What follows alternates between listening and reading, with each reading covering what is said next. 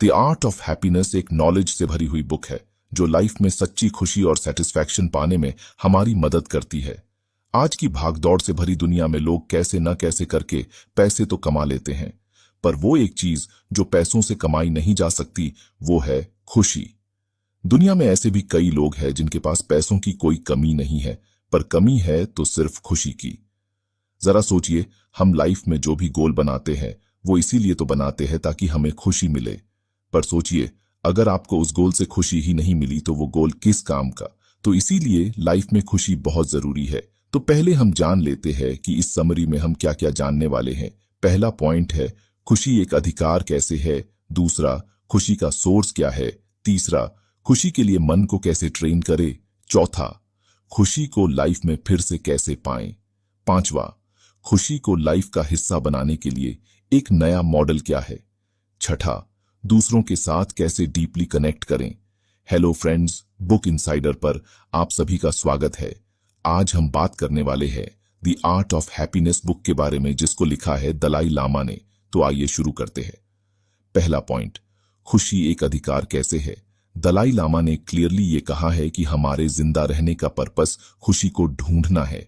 हर इंसान लाइफ में कुछ बेहतर की तलाश में है। इसी तरह हमारे जिंदा रहने का एंड गोल खुशी को ढूंढना और उसे अपनाना है।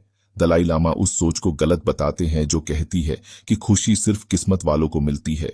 इसके बजाय उनका मानना है कि खुशी एक स्किल की तरह होती है जिसे हम कोशिश और प्रैक्टिस करके डेवलप कर सकते हैं। खुशी कोई फिजिकल प्रोडक्ट नहीं है जो आपको खरीदने के बाद ही मिलेगी, बल्कि ये एक ऐसी क्वालिटी है जिसे हम अपने अंदर डेवलप कर सकते हैं। आगे वो हमारे दिमाग को ट्रेन करने की बात करते हैं।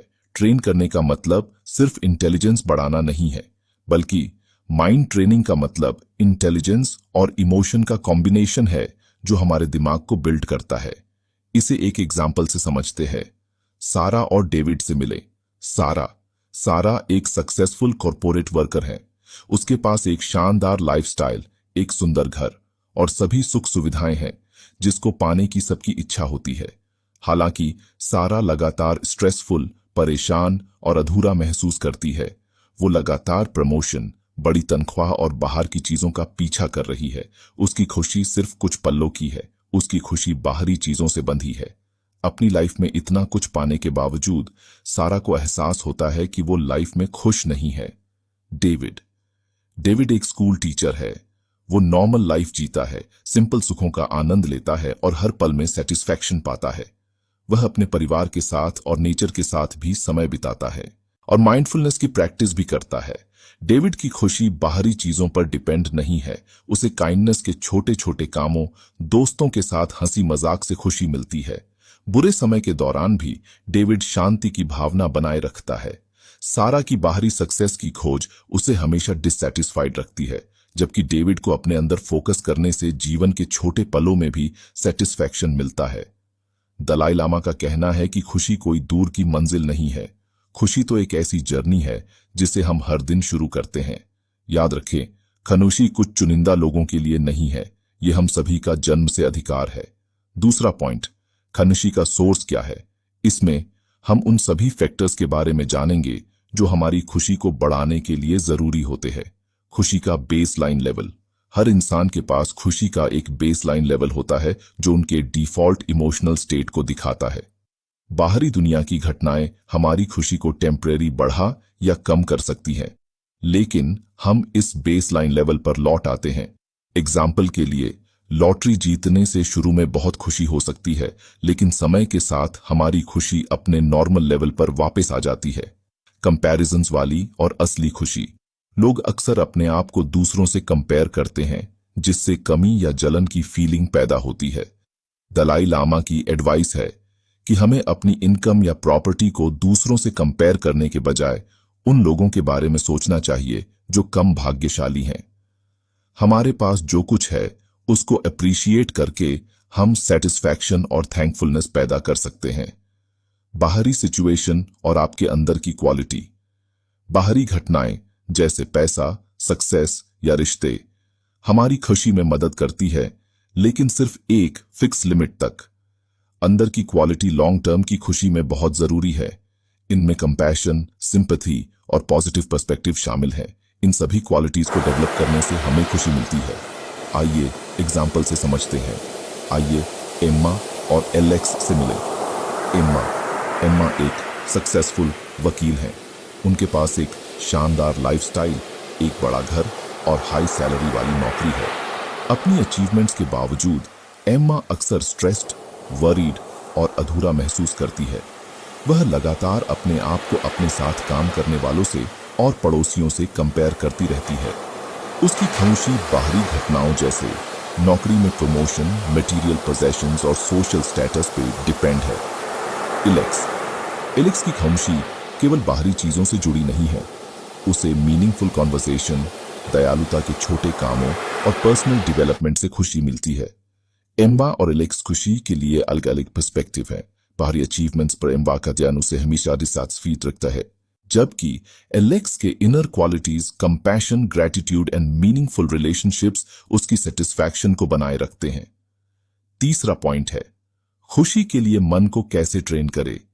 इसमें दलाई लामा परमानेंट खुशी पैदा करने के लिए हमारे दिमाग को ट्रेन करने के बारे में बात करते हैं। जिस तरह फिजिकल एक्सरसाइज हमारे शरीर को फिट रखती है, उसी तरह मेंटल ट्रेनिंग हमारी परसेप्शंस, फीलिंग्स एंड एक्शंस को फिट रखती है। इरादा हमारे मेंटल ट्रेनिंग में जरूरी भूमिका निभाता है। ये कंपास है जो हमारे थॉट्स एंड एक्शंस को रास्ता दिखाता है। पॉजिटिव इरादे एक्सपीरियंसेस को बना और खुशी की नींव तैयार कर सकते हैं। इरादा सिर्फ थिंकिंग नहीं है, ये हमारे इनर वर्ल्ड को हमारे डिजायर्ड आउटकम्स के साथ जोड़ती है। मन को ट्रेन करने के लिए ध्यान एक पावरफुल टूल है। यह हमें माइंडफुलनेस, कंसंट्रेशन एंड कंपैशन या करुणा डेवलप करने में मदद करता है। ध्यान से हम बिना किसी दबाव के अपने थॉट्स की जांच करना सीखते हैं, जिससे हमें हैबिचुअल पैटर्न से फ्री हो सकते हैं। माइंडफुलनेस डेवलप करने से हम अपनी मेंटल कंडीशंस के लिए ज्यादा अवेयर हो जाते हैं और कॉन्शियसली पॉजिटिव सिचुएशंस को चुन सकते हैं। कंपैशन या करुणा खुशी के लिए सबसे जरूरी है। इसमें खुद और दूसरों के लिए काइंडनेस और अंडरस्टैंडिंग बढ़ाना शामिल है। जब हम कंपैशन डेवलप करते हैं तो हम एंगर, जेलसी और आक्रोश जैसे नेगेटिव इमोशंस को कम करते हैं। कंपैशन कमजोरी नहीं है, ये इनर स्ट्रेंथ एंड नॉलेज का साइन है। थैंकफुलनेस एक और एसेंशियल एलिमेंट है। हमारे पास क्या कमी है, इसके बजाय हमारे पास क्या है उस पर फोकस करके हम अपना पर्सपेक्टिव बदल देते हैं। जब हम जीवन के हर चीज की सराहना करते हैं, जैसे जिस हवा में हम सांस लेते हैं, सूरज की रोशनी की गर्मी, रिलेटिव्स की हंसी, हम अपनी भलाई को बढ़ाते हैं। रवि ने दबाव वाली नौकरी में लंबे समय तक काम किया। उसका दिमाग लगातार दौड़ रहा था। समय सीमा, फाइनेंशियल ऑब्लिगेशंस और पारिवारिक जिम्मेदारियों के बारे में चिंताओं से भरा हुआ था। एक दिन रवि एक बुद्धिमान टीचर के कहने पर एक माइंडफुलनेस वर्कशॉप में भाग लिया। टीचर ने रवि को ध्यान और मन को ट्रेन करने के कॉन्सेप्ट के बारे में बताया। रवि ने डेली ध्यान प्रैक्टिस शुरू किया। चुपचाप बैठकर उसने अपने थॉट्स का ओवरव्यू किया। जैसे जैसे सप्ताह महीनों में बदलते गए, रवि को बदलाव नजर आने लगे। उसका दिमाग कम रिएक्टिव हो गया। वो टेंशन्स पर रिएक्शन करने से पहले रुक सकता था। एक सुबह ध्यान करते समय रवि को कंपैशन की लहर महसूस हुई। रवि ने महसूस किया कि उनके आसपास के सभी लोग जैसे साथ काम करने वाले, परिवार, अजनबी भी संघर्ष कर रहे थे। अगर आपको हमारी बुक समरी अच्छी लग रही है तो बुक इनसाइडर को सब्सक्राइब करना न भूलें। दोस्तों, अगर आपको हमारी वीडियो पसंद आती है और आप हमें सपोर्ट करना चाहते हैं तो आप हमारी मेंबरशिप खरीद सकते हैं। आप हमें व्हाट्सएप पर भी संपर्क कर सकते हैं और ईमेल भी कर सकते हैं। रवि ने लविंग काइंडनेस ध्यान की प्रैक्टिस करना शुरू कर दिया। उन्होंने चुपचाप ऐसे फ्रेज दोहराए, सभी प्राणी खुश रहें, सभी प्राणी कष्ट से मुक्त हों। धीरे धीरे रवि का दिल नरम हो गया। उन्होंने पुरानी शिकायतें माफ कर दी, नाराजगी दूर कर दी और सिंपैथी अपना ली। एक दिन उसकी मुलाकात सड़क पर एक बेघर आदमी से हुई।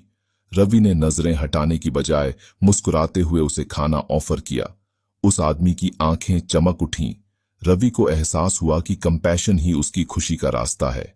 अपने दिमाग को ट्रेंड करके उन्होंने अपने अंदर की चीज को बदल दिया। उसकी टेंशन खत्म नहीं हुआ, बल्कि उसने फ्लेक्सिबिलिटी के साथ इसका सामना किया। उसने काइंडनेस के छोटे छोटे काम, सुबह की चाय के स्वाद में खुशी मिलती थी। रवि की जर्नी दिखाती है कि खुशी कोई बाहरी मंजिल नहीं है, यह एक इंटरनल चेंज है।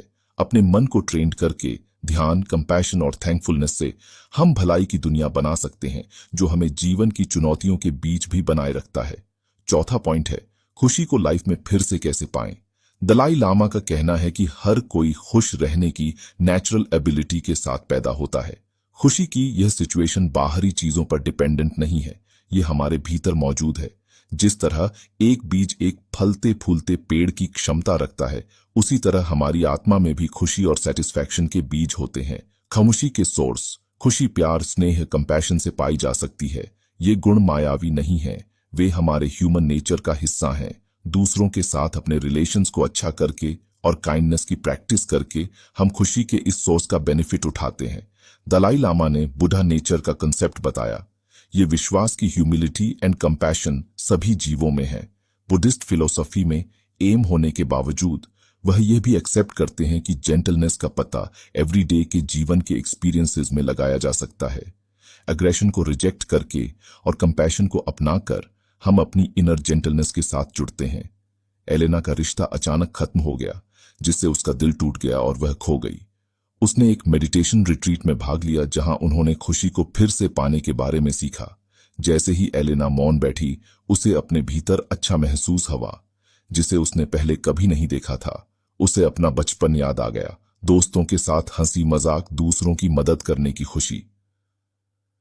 एलेना को एहसास हुआ कि उसकी खुशी खत्म नहीं हुई थी, यह सिर्फ लाइफ की चुनौतियों से अनक्लियर थी। उसने छोटी शुरुआत की, अजनबियों को देखकर मुस्कुराना, एक आश्रम में अपनी इच्छा से काम करना और पिछली गलतियों के लिए खुद को माफ करना। दयालुता के हर काम ने उसकी अंदर की रोशनी को फिर से जगा दिया। एलेना को जुड़ाव महसूस हुआ, खुद से, दूसरों से और जीवन से। एलेना की जर्नी हमें याद दिलाती है कि खुशी कोई बाहरी चीज नहीं है, यह एक अंदर की ताकत है। अपनी नेचुरल जेंटलनेस को अपनाकर हम दयालुता और जुड़ाव के कामों में आनंद पाते हैं। पांचवा पॉइंट है, खुशी को लाइफ का हिस्सा बनाने के लिए एक नया मॉडल क्या है। कंपैशन या करुणा और इंटीमेसी या अंतरंगता दो सबसे मजबूत भावनाएं हैं जो एक इंसान एक्सपीरियंस कर सकता है। दलाई लामा का कहना है कि ये इमोशंस सिर्फ हमारे भीतर नहीं पाई जा सकती, हम लगातार किसी दूसरे इंसान की तलाश कर रहे हैं जिसके साथ कंपैशन शेयर की जा सके या उसके साथ बात की जा सके। फ्रेंडशिप मॉडल, इस मॉडल में हम दूसरों दोस्तों, परिवार, साथ काम करने वालों और यहां तक कि अजनबियों के साथ रियल रिलेशनशिप्स से इंटीमेसी डेवलप कर सकते हैं। ये कनेक्शन ट्रस्ट, सिंपैथी और शेयर्ड एक्सपीरियंसेस पर बेस्ड है। आइए माया से मिलें, एक महिला जो लाइफ की कॉम्प्लिकेशंस को पार कर रही है। माया एक सक्सेसफुल वर्किंग वुमेन थी, लेकिन उनकी पर्सनल लाइफ खालीपन जैसी लगती था। वह गहरे रिलेशन की चाहत रखती थी। एक दिन वह एक ग्रुप प्रोग्राम में शामिल हुई, कहानियां शेयर करने वाले अलग अलग लोगों का एक ग्रुप। माया की मुलाकात चमकती आंखों और जीवन भर के अनुभवों वाली एक बुजुर्ग महिला ईवा से हुई। ईवा ने अपने गुजरे हुए पति, उनके कामों और उनके द्वारा शेयर की गई खुशियों के बारे में बात की। माया ईवा के खुलेपन से अफेक्ट हुई। उसने महसूस किया कि इंटीमेसी केवल रोमांटिक पार्टनर्स तक ही लिमिटेड नहीं थी। अगले कुछ महीनों में माया ने रिलेशन बनाए। उसने अपने पड़ोसी की प्रॉब्लम्स को सुना और हेल्प की। लंच ब्रेक के दौरान उन्होंने साथ काम करने वालों के साथ हंसी मजाक किया। माया को पता चला कि इंटीमेसी अनएक्सपेक्टेड मोमेंट्स में खिलती है। ईवा उसकी बहुत अच्छी फ्रेंड बन गई। उन्होंने जीवन के उतार चढ़ाव को शेयर किया। जब ईवा की मृत्यु हो गई तो माया को दुख तो हुआ, लेकिन ग्रैटिट्यूड भी महसूस हुआ। उनकी दोस्ती ने उसके जीवन को अच्छा बना दिया था। माया को एहसास हुआ कि सच्ची इंटीमेसी मौजूद रहने, सुनने, सिंपैथी रखने और जुड़ने में है। वह अब परफेक्शन की तलाश नहीं करती थी, उसने ऑथेंटिसिटी की तलाश की। माया का हार्ट चौड़ा हो गया। उसे पार्क की बेंच की खामोशी में, एक बच्चे की हंसी में और एक बूढ़े आदमी की मुस्कुराहट की झुर्रियों में इंटीमेसी मिली। माया की जर्नी हमें सिखाती है कि इंटीमेसी रोमांटिक लव तक ही लिमिटेड नहीं है, यह कंपैशन और शेयर्ड मोमेंट्स के बारे में है। फ्रेंडशिप मॉडल को अपनाकर हम हर जगह इंटीमेसी पा सकते हैं, अपने भीतर और दूसरों के साथ। याद रखें, इंटीमेसी एक गिफ्ट है जो हम देते हैं और पाते हैं। यह असल में मौजूद रहने, समय और सिचुएशन से परे बंधन बनाने की कला है। छठा पॉइंट है, दूसरों के साथ कैसे डीपली कनेक्ट करें। इसमें दलाई लामा दूसरों के साथ गहराई से जुड़ने के बारे में बात करते हैं। वह इस बात पर जोर देते हैं कि सच्ची खुशी रिश्तों को तोड़ने में नहीं बल्कि रिश्तों को बनाने में है। हम अक्सर ऊपर ऊपर की बातचीत में लगे रहते हैं, छोटी मोटी बातें, सोशल मीडिया पर लगे रहना या दोस्तों से मिलना जुलना। हालांकि हमारे रिलेशन को गहरा करने के लिए सरफेस से ऊपर जाने की जरूरत है। इसमें ऑथेंटिसिटी, वल्नरेबिलिटी और सिंपैथी शामिल है। दलाई लामा हमें हर बात को ध्यान से सुनने के लिए कहते हैं। जब कोई बोलता है तो रियल में वहां मौजूद रहें, बिना ध्यान भटकाए या क्रिटिसिज्म किए। सुनना कंपैशन का काम है। ये बताता है कि हम दूसरे इंसान के थॉट्स और फीलिंग्स को इंपॉर्टेंस देते हैं। गहराई से सुनने से हम मजबूत रिलेशन बनाते हैं और अंडरस्टैंडिंग के लिए जगह बनाते हैं। शेयर्ड एक्सपीरियंस, सुख और दुख दोनों हमें एक साथ बांधते हैं। जब हम किसी की सक्सेस का जश्न मनाते हैं या उनके दर्द के लिए सिंपैथी रखते हैं तो हम अपना रिलेशन गहरा करते हैं। कंपैशन वह पुल है जो हमें दूसरे इंसान की दुनिया में कदम रखने और उनकी जर्नी को शेयर करने में मदद करता है। आइए राज से मिलें, एक ऐसे इंसान से जो अपने जीवन में अर्थ ढूंढ रहा है। राज अपने करियर में सक्सेसफुल रहे लेकिन उन्हें एक खालीपन महसूस हुआ। वह गहरे रिलेशन की चाहत रखता था। एक दिन उनकी मुलाकात बुजुर्ग महिला श्रीमती गुप्ता से हुई। श्रीमती गुप्ता ने अपनी जवानी की कहानियां शेयर की, संघर्ष, हंसी और वह प्यार जो वह जानती थीं। राज ने सुना, सचमुच सुना। उसने उसके चेहरे पर रेखाओं को देखा, एक अच्छे जीवन का नक्शा। जैसे जैसे सप्ताह बीतते गए, राज रेगुलरली श्रीमती गुप्ता से मिलने जाता था। उन्होंने हर चीज के बारे में बात की, मौसम, बचपन की यादें और सपने। एक दिन मिसेस गुप्ता की आंखें भर आईं। उन्होंने अपने पति जो अब नहीं थे उनके बारे में बात की, उनकी खुशियां और खामोश लड़ाइयां। वे एक साथ हंसे, एक साथ रोए। जब बाद में मिसेस गुप्ता की डेथ हुआ तो राज को दुख तो हुआ लेकिन थैंकफुलनेस भी महसूस हुई। उनकी फ्रेंडशिप ने उनको लाइफ में बहुत कुछ सिखाया। राज को पता चला कि गहरा रिलेशन ज्यादा फ्रेंड्स बनाने में नहीं था, ये समझ की गहराई के बारे में था। उन्होंने श्रीमती गुप्ता की बुद्धिमत्ता, सुनने की कला, शेयर्ड एक्सपीरियंसेस की शक्ति को हर रिश्ते में अप्लाई किया। राज की जर्नी हमें सिखाती है कि दूसरों के साथ अपना रिलेशन गहरा करना बहुत जरूरी है। दलाई लामा की नॉलेज हमें याद दिलाता है कि खुशी ऑथेंटिक रिलेशन की मिट्टी में पनपती है। कंपैशन को सुनने, शेयर करने और प्रैक्टिस करने से हम कनेक्शन बनाते हैं जो हमारे जीवन को इंप्रूव करती है। तो फ्रेंड्स, ये थी हमारी आज की बुक समरी। आपको कैसी लगी कमेंट करके जरूर बताएं और धन्यवाद आपका समरी एंड तक सुनने के लिए।